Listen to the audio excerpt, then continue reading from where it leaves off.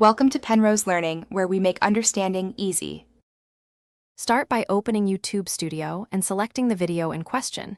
You want to see the Copyright tab immediately. You check the match type because Content ID behaves differently versus manual claims, and you record the exact timestamps and claimed owner name for evidence. Once done, download or screenshot the claim details and any match audio snippets YouTube provides. This gives you a baseline to compare against your source files and proves when and how the platform marked your content.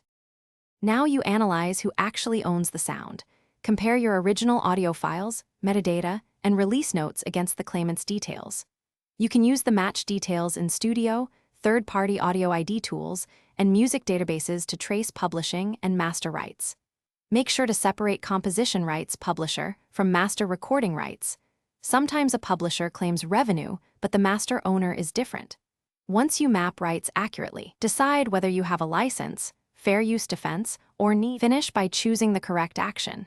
If you hold a license, upload clear proof, contracts, invoices, SRC, through the dispute workflow and ask for manual review.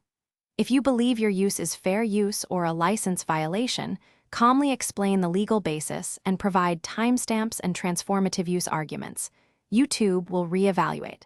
If the claim persists and you're certain of your rights, escalate with formal counter notice only when you understand the legal risk. Troubleshooting tip: if reviews stall, contact the claimant directly with documented evidence to speed resolution. Thanks for watching. If this was helpful, leave a like and consider subscribing. See you next time.